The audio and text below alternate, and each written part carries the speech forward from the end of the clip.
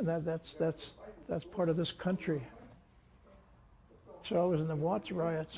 After that, I didn't mention we served in an earthquake in L.A., north of L.A.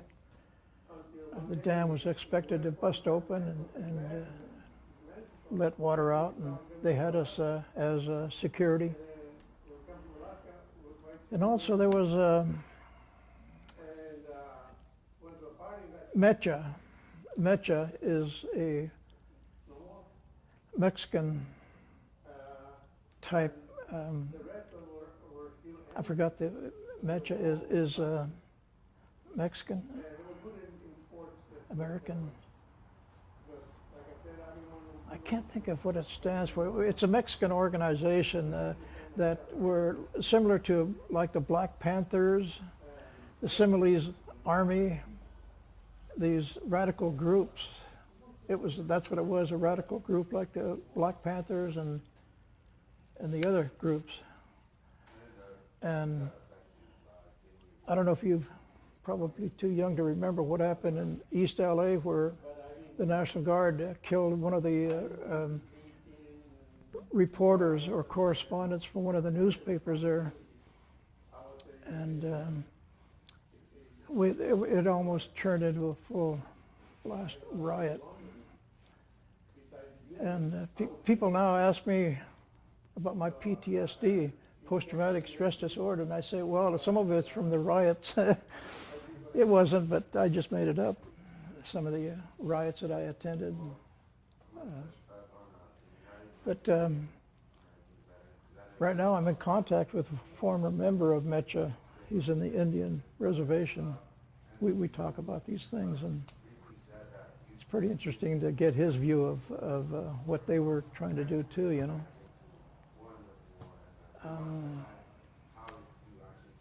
Let's see. I don't know. Any questions? I got a question. In the hat, it has a purple heart. In the hat, it has a purple heart. Can you explain that? Purple Heart? Yeah, what it stands for. Purple Heart was first used in 1776, Revolutionary War. Also,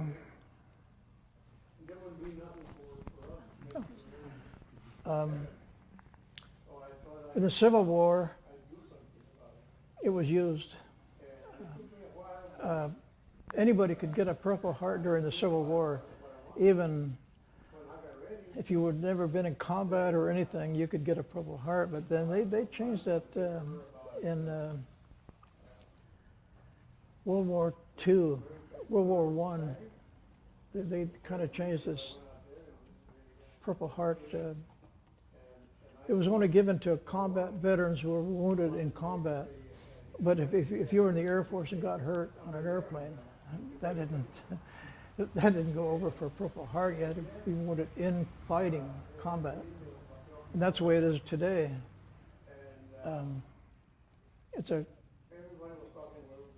This is issued on orders from the government of the United States, documented.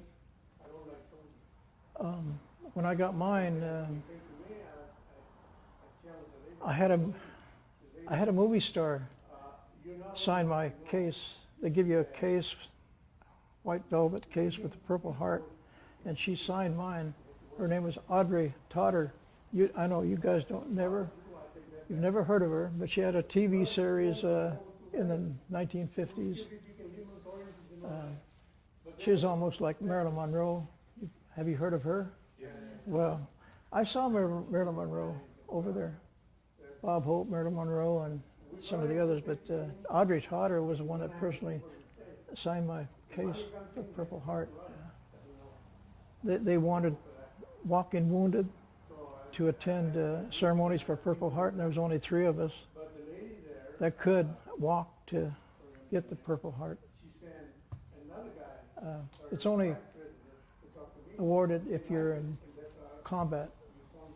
You could be a combat engineer, infantry, or up towards the front lines. Any more questions? You talked about being 17 and joining the National Guard, I think. How was that experience? Well, when I joined the National Guard at 17, we met at the Anaheim City Hall. They had a basement, and we would just attend classes and drill and ceremony, marching. And that only lasted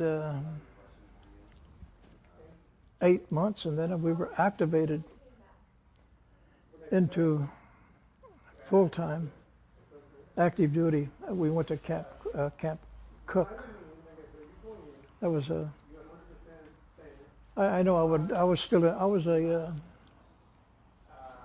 senior in high school. No, I was a junior. I was a junior in high school, and I was going to be a senior. But they activated us like a week before school started. I never attended my senior year. I was in Korea at that time. But it was a pretty good experience. Yeah. Any more? Did you play sports in high school? Oh, did I? I'm glad you asked that. I played tailback for Valencia High School. I was a tailback. And it was a team that hadn't been scored on for the entire season.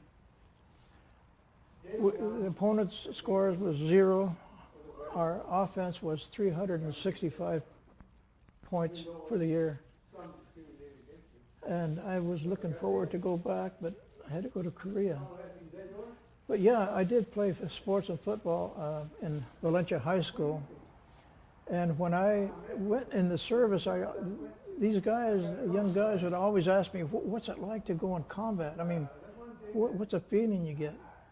And I used to relate my football experience to that. Like in football, you go to practice, and you go through hell week and this and that, you know. Yeah. And then when the game comes up, you get nervous. You know, butterflies. Yeah. You get those butterflies before a game, and then when the gun or whistle goes off, that goes away, right? Yeah, it does. You get with it.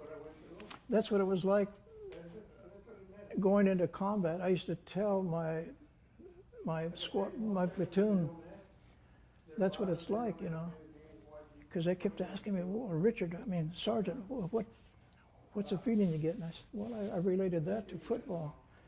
I would get nervous and just before a game, and after the game started, all that goes away. It's the same thing going into fighting. Yeah. Any more? Huh. Going back to the war, was there any moments that you like stopped to think that you weren't gonna come back alive, or That I thought I'd never come back? yeah, that you wouldn't come back from the war? Oh, every day, every single day, you thought that, except unless you were in reserve status, being 20 miles away from the front for rest. But once before I got wounded, I spent 102 days in combat straight through, no rest. 102 days. And I count the days. I had a diary, and I would count every day that I was there in combat. This is 102 days, and that's when I got hit. No one lasted after 103 days because there was only 6 of us left in an entire company of 250 to 300 people. There was only 6 of us left on September 24th. And that day I thought I would never make it, because when I got wounded, they said, there's no way out of here. You can't get off of this hill. You can't.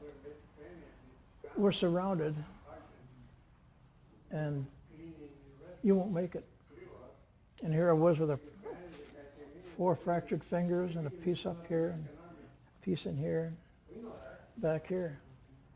I lay there about 6, 7 hours, and then they told me that the 2nd Battalion had swept that hillside, and that happened to be Frank, the guy that you met earlier. That happened to be his battalion. They swept that side of the hill, and they told me, okay, you're on your own. Leave your weapon here, and we're going to give you a 45. And I started running, and then I got sniper fire. I had to get down, crawl, stood up, sniper fire again. I think I crawled 3/4 of the way from the top of the mountain down to the bottom to an aid station, first aid station. And when I got there, they started pumping morphine into me, and I thought I wasn't wounded bad, but I thought, man, you know, this is just about it. But I made it to the aid station. Then from there, it was just a piece of cake. Yeah.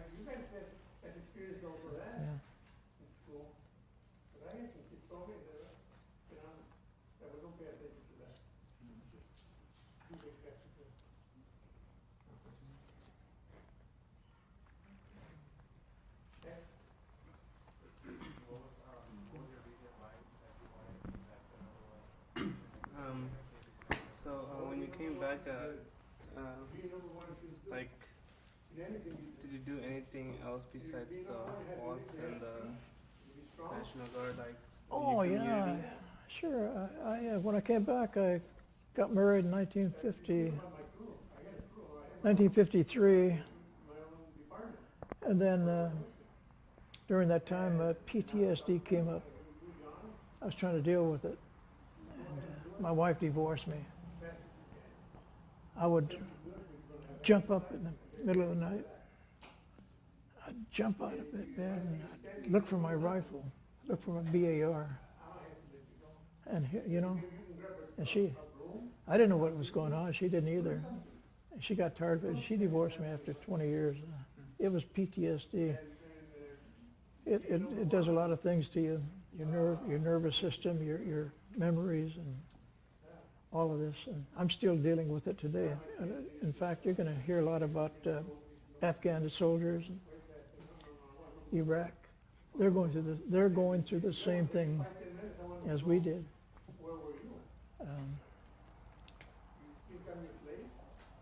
Yeah, that's. Is there any more on that?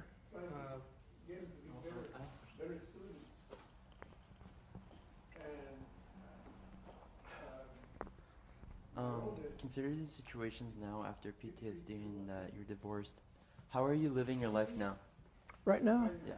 comfortable. I live on the Indian reservation. I get a good per capita from the casino we have.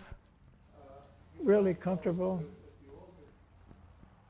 I'm able to do a lot of things that I wanted to do when I never had money. And I live just about a half a mile from the casino, and I have a luncheon there every day. I go to a buffet every day.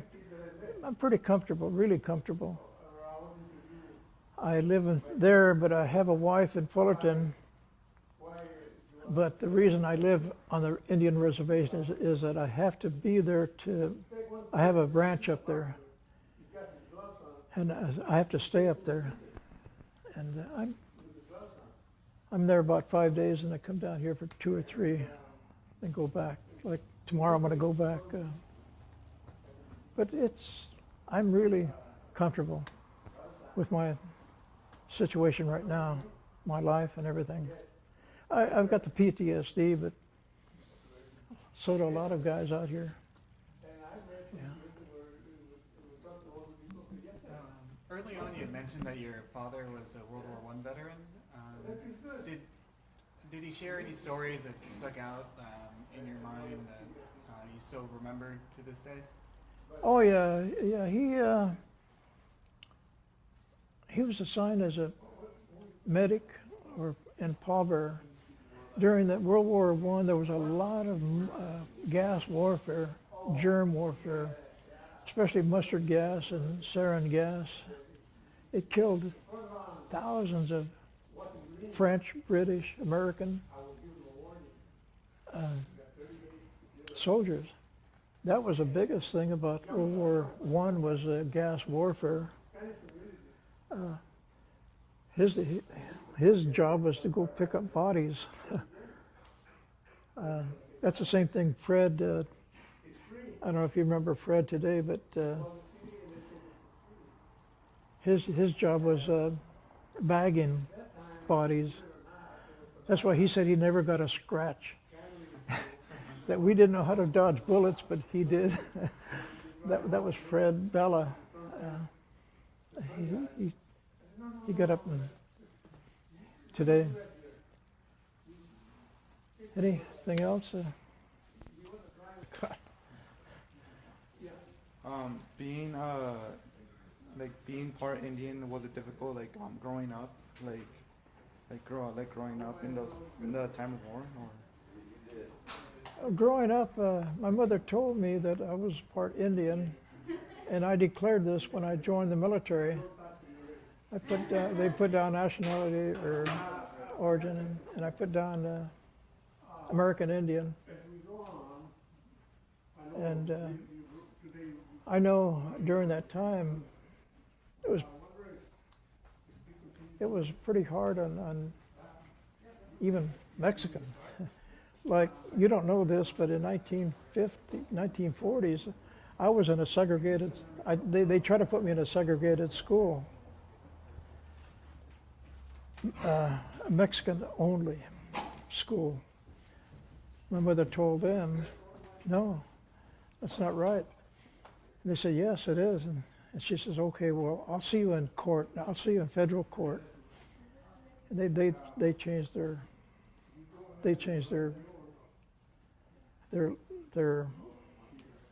minds about me having to go to Mexican school. She threatened to go to court. Like, there was a lot of Mexican people that did this, threatened to go to court, and some did go to court, but we were segregated. In Anaheim, it was La Palma School, Horseman School, Mexicans only, and all the others were white. And in Placentia, the same thing. But I grew up as a Native American. That was even worse than being Mexican in the view of a lot of the white establishment, you know.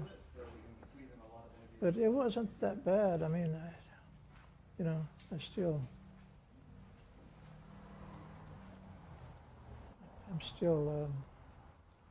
pretty much into the government. Any more? Right. Well, thank you, Richard, for joining us, and thank you for your time, and thank you for your service. What's that? Oh, yes, thank you for your time and your service. Oh, no, that was a good experience for me. Yeah.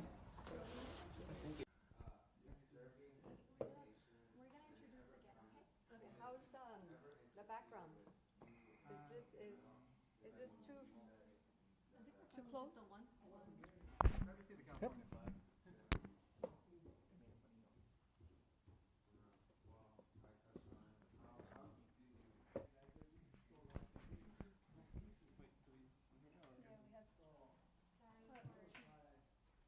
So when we're speaking, do we try to speak into this mic or try to reach?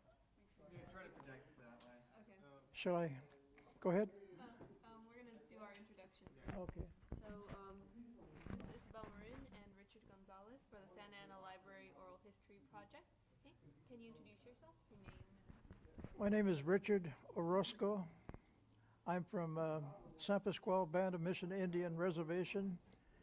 The reason for that is that my father was Indian, my mother was Mexican, and I lived there on the reservation and come to the meetings here with the MAVA. I joined the military when I was 17 years old, and I turned 18 3 days after they activated the 40th Infantry Division to go to Korea. before they went, I volunteered out of the 40th Division and volunteered to go to Korea. And I joined the 2nd Infantry Division, the Indian Head Division. When I was there, I served in some of the battles that are part of the 2nd Indian Division history. There was Chip Yong Ni. We were surrounded by 25,000 enemy. And we escaped from that. And then we served in the May Massacre battle, which was the May Day holiday for the communists. And that's when they launched their offenses pretty hard. And after May Massacre, I served at Bloody Ridge, Heartbreak Ridge, the Punch Bowl. Then I was wounded on September 24th, 1951. Went to a hospital in Japan for 2 months. Came back and we were assigned to guard POWs at Kojido. We were guarding Chinese, North Korean, Mongolian army. After Korea, I came back and rejoined the 40th Infantry. And there was a lot of work to reorganize the 40th Division. And I stayed in the National Guard for another 22 years. So that was a total of 24 years that I served with the 40th National Guard. And after 24 years, I transferred to the Air Force. My job in the Air Force was aircraft inspection branch. We inspected aircraft discrepancies that occurred on the airplane. It's a document that shows us something's wrong with it. We fix it, and then we have to sign off about 4 different times. After serving 13 years with the Air Force, there was a call for volunteers to go for Desert Storm 1993. I volunteered for Desert Storm, and I was a little bit late because the quota was filled immediately, but they did find a place for me in Massachusetts, working on aircraft that were flying from Massachusetts to Saudi Arabia, and we were the jump-off point from here to there. And I served there for 2.5 months in Massachusetts, Westover Air Force Base. Then they finally said, you've had enough, you have to retire. I retired at 65 from the military. To me, it wasn't, there's good people in the military. Really, I mean, you can find friends that, like friends for life. That's the reason that I stayed in, because of people that I knew in the military. I don't think it was well, it was also the country. I mean, United States, I'm 100% behind this country, even though I'm Native American, and we have our own sovereign nation in Escondido, but that's okay. Also, my dad served in World War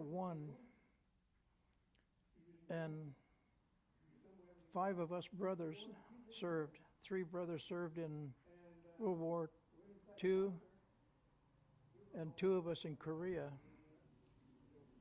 So my family history goes back from 1917 till 1994, when I retired.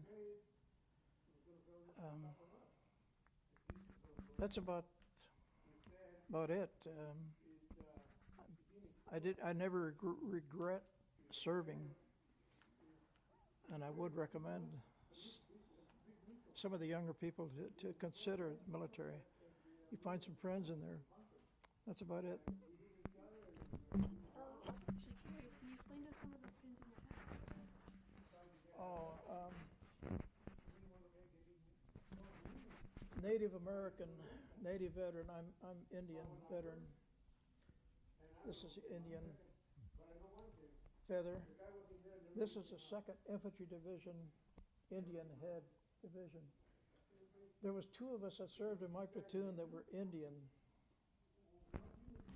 There was 2 of us that served as, we were both Indian, served in the Indian Head Division. His name was Begay. He's from Arizona. And when I was in the platoon, they would always call him Chief Number 1. And they called me Chief Number 2 because he had served in World War II and Korea. And he also served in the Nuremberg trials as a guard for one of the top Nazis. So he got the distinction of being Chief Number 1. And then this is a CIB, Combat Infantry Badge. You don't get this unless you're in the infantry. And your first day of combat, orders are issued for you to receive this here. And this is my regimental combat team, 23rd Regiment, 2nd Division. This is part of this. 23rd Regiment. And this is a Purple Heart. That was awarded to me for September 24th, 1951. That's the same day that Frank and I were both wounded. We go to Korea. I've been to Korea back in 2008, 2009, 2010. And the government there honors us almost every year, and they invite us over. Some of the churches pay for our expenses. They pay for air flight, tours, hotels, everything free. That's how much they appreciate what we did in Korea. This is a 40th Infantry Division. It's in existence today. It's a 40th and Purple Heart. This is the Air Force. This is aircraft maintenance badge. I worked in inspection branches, and that deals with write-ups on the aircraft, what's wrong with it. We fix it, we sign it off. It goes from the mechanic, he has to sign a document. Then he calls his supervisor, and his supervisor has to go and look at it. He signs it. Then they call me. I go to the correction, and I look at it, inspect it, and I sign it. Then I turn it over to the crew chief of the aircraft. And then they have to go to that same correction, and they have to inspect it. It's inspected like four times before that airplane flies. And that's what I did in the Air Force for 14 years, aircraft maintenance. Of course, it's just something I put on.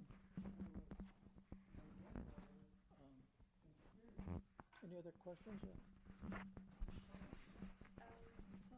what initially inspired you to go?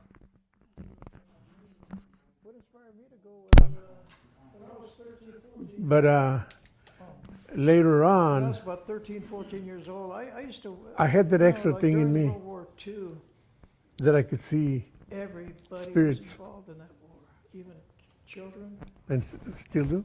grown-ups. Did you have a strong civilians, connection with your military. grandmother? Como? Did you have a strong connection with your grandmother? When I was raised by my grandmother. Yeah. I used to see these movies Yeah, maybe she was looking after me, when I was perhaps. 12, 13, and I used to play soldier. At that age, play soldier out in the field. And then my dad used to tell me a lot about his experience. His experience with when he was in the Army in 1917. He served as a medic, mostly dealing with mustard gas, sarin gas, deadly gas warfare. And there were so many dying from that they needed extra people just to pick up bodies. And he used to tell me about the war. I don't know. When I was 17, I joined the National Guard, and and served 38 years after that. Is that, any more questions? Yeah, you were talking about the National Guard reorganized. What did you do like when you came back? Well, the 40th Infantry served in Korea in combat. When I volunteered, I left that unit, but they were still training. Then they went to Japan and trained some more. And then about October 1951, they were in combat in Korea. Now, after the Korean War, they had to be reorganized. They had to get recruits and the people had to reorganize the whole National Guard because they were like they didn't exist until they were reorganized back here in California. And I helped organize the 40th, me along with some other Korean War veterans, and that's what I mean by that. It's just build it up again. Did that for about 24 years. Any more questions? Oh, sorry, I'm just gonna add this mic to you again. So this is working now? I can put that on. You can hold on to this.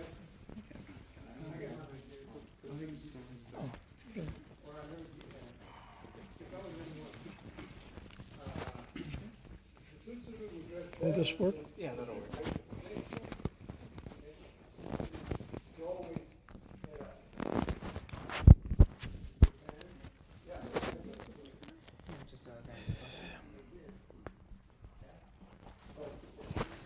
Okay. So I just had a question about your time out after or while serving the National Guard, but also service in the U.S. You said you had been maybe experienced the Watts riots and other social unrest.